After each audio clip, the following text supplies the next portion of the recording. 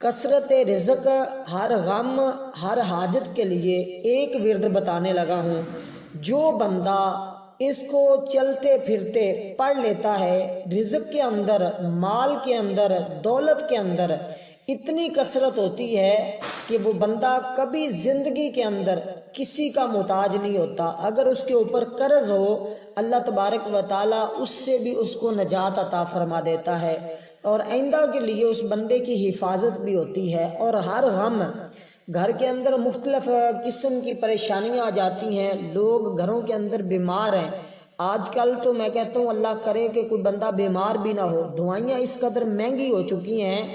کہ آج بہت پریشانی کے معاملات ہیں، بہت مشکل کے ساتھ لوگوں کے گھروں کا چولہا چل رہا ہے۔ اس دور کے اندر اگر آپ چاہتے ہیں کہ آپ کے گھر کے اندر رزق کی کثرت رہے، مال و دولت بے تحاشا رہے، آپ کو کسی کے سامنے ہاتھ نہ پھیلانا پڑے، تو پھر آپ چلتے پھرتے یہ تھوڑی سی کلمات ہیں، ان کو آپ یاد کر لیں اور چلتے پھرتے آپ ان کلمات کو پڑھنا شروع کر دیں۔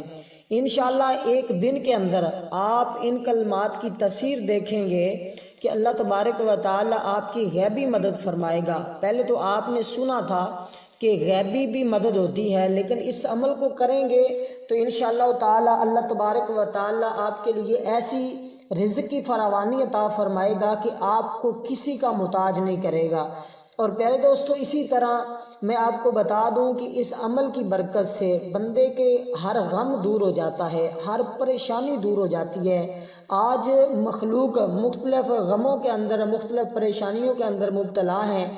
کوئی اپنی بیٹی کا رشتہ کرنے کے لیے پریشان ہے، اس کے مرضی کے مطابق جیسا وہ رشتہ چاہتے ہیں اس طرح کا رشتہ نہیں ملتا۔ اسی طرح بہت سے لوگ اپنے بیٹوں کے لیے پریشان ہیں، ان کو کوئی جاب نہیں ملتی، کوئی کاروبار نہیں ملتا۔ اسی طرح کوئی اولاد کی وجہ سے پریشان ہے، تو کسی کی اولاد نافرمان ہو چکی ہے، تو کسی کے گھر کے اندر بیماریوں نے ڈیرا لگا لیا ہے، اور اتنی دوائیاں لا لا کے وہ گھر والے تھک چکے ہیں، اور گھر کے اندر کوئی نہ کوئی مریض بنا رہتا ہے۔ کبھی والدہ بیمار ہو جاتی ہیں، کبھی والد بیمار ہو جاتے ہیں، کبھی بھائی بیمار ہو جاتا ہے، کبھی بہن بیمار ہو جاتی ہے۔ اگر گھر کے اندر اس طرح کے معاملات ہیں تو آپ یہ ورد سب کو بتائیں، اور سب گھر والے ایک دن اس عمل کو کر لیں۔ انشاءاللہ تعالی آپ دیکھیں گے اس عمل کے معجزات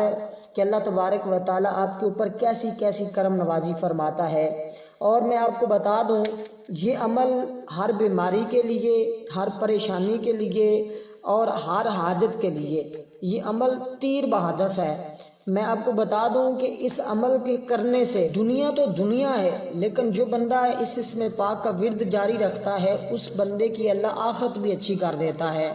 اور اس کی اولاد بھی اچھی کر دیتا ہے۔ اگر اس کی اولاد نافرمان ہو، تابع دار نہ ہو، اور ہر وقت نافرمانی کرتی ہو، گھر کے اندر بے سکونی ہو، اسی طرح اگر کوئی شوہر ہے اس کی بیوی ہر وقت اس کے ساتھ لڑائی جھگڑا، یا شوہر ہے تو وہ اپنی بیوی کے ساتھ ہر وقت لڑائی جھگڑا، تو بیوی اس میں پاک کا ورد شروع کر دے۔ میں آپ کو بتا دوں یہ دعا جو ہے یہ ہر کام کے لیے مجرب ہے، کیونکہ جب بندے کے گناہ زیادہ ہو جاتے ہیں تو بندے کے اوپر آزمائشیں زیادہ آتی ہیں، پریشانیاں زیادہ آتی ہیں، غم اور دکھ اور مصیبتیں زیادہ آتی ہیں۔ وہ کبھی کبھار یوں ہوتا ہے کہ ہم اپنے گناہوں کی پکڑ میں آ جاتے ہیں، کبھی یوں ہوتا ہے کہ والدین کے گناہوں کی وجہ سے اس کی اولاد پکڑ میں آ جاتی ہے، کبھی اولاد کے گناہوں کی وجہ سے والدین پکڑ میں آ جاتے ہیں۔ تو یہ معاملات ہوتے ہیں مختلف قسم کے، ہم ان چیزوں پر غور نہیں کرتے۔ جب ہم ان چیزوں پر غور کرنا شروع کر دیں اور اپنا رجحان اللہ تبارک و تعالیٰ کی اور اللہ کے دین کی طرف شروع کر دیں تو پھر انشاءاللہ ہماری زندگی آسان ہو جائے گی۔ جو ہماری زندگی میں مشکلات آتی ہیں، ہمیں نماز پڑھنے سے سکون نہیں مل رہا ہوتا، قرآن کی تلاوت بھی کریں تو سکون نہیں مل رہا ہوتا، ہر لمحہ ب لمحہ پریشانیوں نے ہمیں گھیر لیا ہوتا ہے، تو پھر اس کا ایک ہی حل ہوتا ہے کہ آپ صبح کے وقت اٹھیں، وضو کریں، اپنے کام کے لیے جائیں، کہیں بھی جائیں، بس آپ سب سے پہلے 11 مرتبہ جو ہے اعوذ باللہ من الشیطان الرجیم پڑھ لیں، صرف اتنا ہی۔ اس کے بعد آپ نے یہ دعا شروع کر دینی ہے، چلتے پھرتے اٹھتے بیٹھتے جب بھی وقت لگے آپ اس کا ورد شروع کر دیں۔ یہ نہیں کہ آپ بس 24 گھنٹے اس کو پڑھتے رہنا ہے، اس سے مراد یہ ہے کہ اپنے معمولات بھی جاری رکھیں۔ مثال کے طور پہ آپ کوئی دکان پہ کام کرتے ہیں، گاہک آتا ہے تو وہ آپ سے سودا لے تو آپ تب بھی لگے ہوں،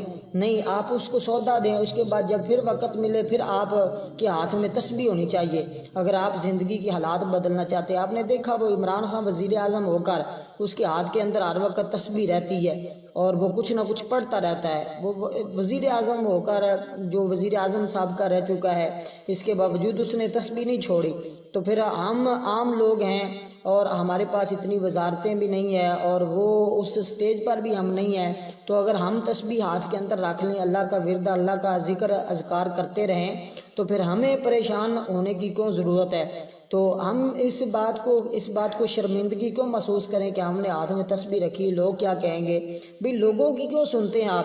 آپ ایک ہاتھ میں تسبیح رکھیں، وہ بٹنوں والی لے لیں، جو اکاؤنٹ جس کے اوپر ہوتے ہیں اس کو آپ لے لیں، آپ اس کے اوپر پڑھیں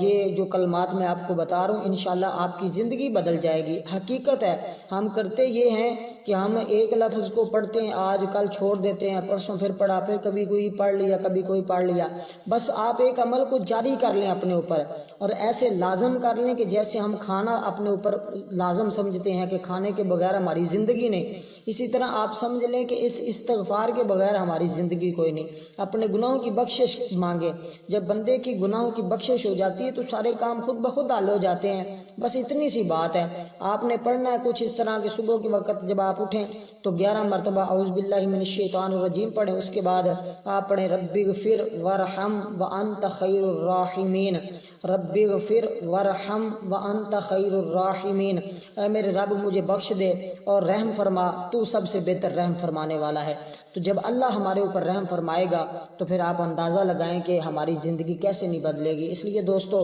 ویڈیو کو لائک ضرور کر دیا کریں، آگے دوست احباب تک بھی پہنچایا کریں۔ چینل پر نئے آئے ہوں تو سبسکرائب کر لیا کریں، کیونکہ میں بہت اچھے وظائف اور مجرب وظائف بتاتا ہوں جو قرآن و سنت کے مطابق ہوتے ہیں۔ اللہ تبارک و تعالی ہمیں عمل کی توفیق عطا فرمائے۔ وما علی الا